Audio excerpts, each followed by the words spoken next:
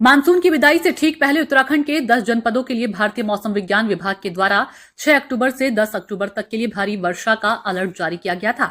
यह अलर्ट देहरादून, उत्तरकाशी, चमोली, रुद्रप्रयाग, पिथौरागढ़, टिहरी, हरिद्वार, उधम सिंह नगर समेत अन्य जनपदों के लिए था। मौसम विभाग के द्वारा की गई भविष्यवाणी उधम सिंह नगर जनपद के किच्छा में बिल्कुल सत्य साबित हुई है। यहाँ 6 अक्टूबर की देर शाम अचानक ही तेज बरसात आ गई। बरसात के कारण खेत में खड़ी धान और गन्ने की फसल को नुकसान हुआ है। इसके साथ ही क्रय विक्रय केंद्र पर पहुंचे धान को भारी नुकसान हुआ। कई स्थान पर क्रय विक्रय केंद्रों पर धान बहता हुआ दिखाई दिया। धान बेचने पहुंचे किसान पानी में बह रहे धान को रोकने का प्रयास करते दिखे। मामले की गंभीरता को देखते हुए जिलाधिकारी नितिन भदौरिया के निर्देश पर अपर जिलाधिकारी पंकज उपाध्याय ने क्रय विक्रय केंद्रों का आयोजन निरीक्षण किया। कई स्थानों पर लापरवाही करने वाले अधिकारियों को निलंबित कर दिया गया और उनके स्थान तत्काल नए कर्मचारी की तैनाती के निर्देश दिए हैं। हमारा ये मोचर 14 मोचर में खड़ा था, ये ढेरी लगी। हमने कहा चलो तोड़ दो, ये टोटल नहीं। हमने कहा जब कोई नुकसान जब तुम दिक्कत कर देना, जब तुम्हारा मतलब हमारा आएगा उसके बाद करें। कब लेके आए थे आप धान? ये लेके आए 2 तारीख को।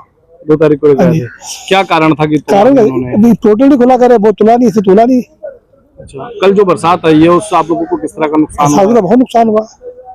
क्या अपील है आपकी सरकार से? तो यही करी, ये तोड़ लेते हैं, नुकसान नहीं होता इतना। क्या नाम है आपका? हरभजन सिंह।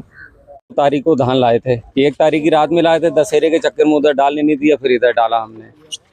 अच्छा, कल बरसात होने के कारण क्या नुकसान हुआ है?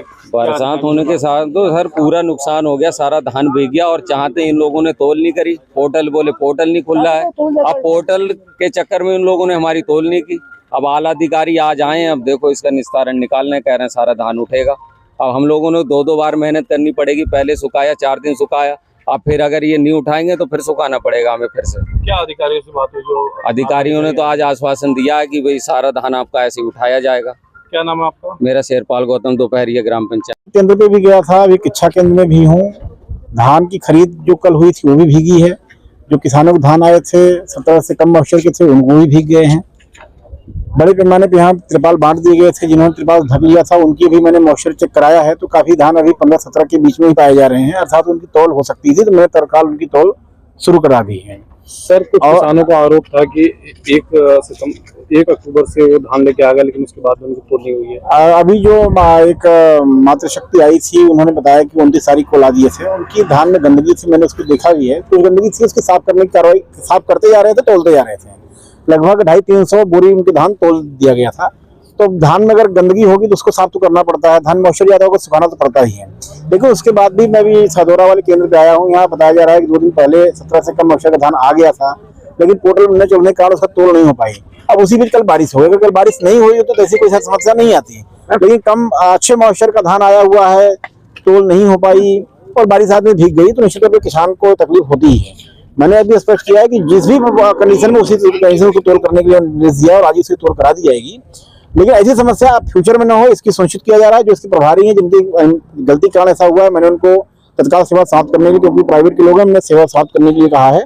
दूसरा, कल ठेकेदार ने मजदूर यहाँ कम दिए हैं। अगर मजदूर ज्यादा होते धान और बचता। जितने मजदूर की मैंने एजेंसियों से ही पूछा, उन्होंने बताया कि अभी 10-15 मजदूर और होने चाहिए। मांगी जब ठेकेदार से मांगा गया, उसने दिया नहीं। तो मैंने कहा कि जितना नुकसान हुआ है कम से कम उसका 50% को जुर्माना लगाइए, अगर मजदूर मांग की गई और नहीं दे रहे हैं। किसी भी एजेंसी की कमी के कारण अगर कोई किसानों को तकलीफ हो रही है या अनाज नुकसान हो रहा है, तो जिम्मेदारी तय की जाएगी, जुर्माना भी किया जाएगा और दंडात्मक कार्रवाई की जाएगी। लेकिन हम सभी एजेंसियों को मिलकर प्रयास यही है कि आगे से कोई समस्या उत्पन्न न होने पाए, ये सुनिश्चित करने का प्रयास किया जाए। कई किसानों का जुर्माना लगाया गया है, देखिए मुझसे बताया गया कि लगभग 14 लाख रुपए का धान भीगा हुआ है। सुखाने पर ठीक भी हो जाएगा, थोड़ा कम नुकसान होगा। लेकिन मेरा कहना है कि जब मजदूर की मांग ज्यादा की गई तो मजदूर देने के लिए ठेकेदार नहीं किया गया है, तो उसको समय पर मजदूर देना चाहिए, उसने नहीं दिया। तो हमारा मानना है कि आप उसका जुर्माना लगाइए, उसको नोटिस दीजिए, जो भी कानूनी कार्रवाई की जाएगी, जो भी जहां पर भी लड़ना होगा उसे लड़ा जाएगा। लेकिन जब तक हम दंडात्मक कार्रवाई नहीं करेंगे, प्राइवेट एजेंसियां जिसको गाड़ी देना है समय से गाड़ी नहीं दे रहा है, जिसको मजदूर देना है समय से मजदूर नहीं दे रहा है, तो समस्या किसानों को भी आ रही है, एजेंसियों को भी आ रही है। तो इनके ऊपर दंडात्मक कार्रवाई करनी पड़ेगी, ऐसा मैंने कह दिया है।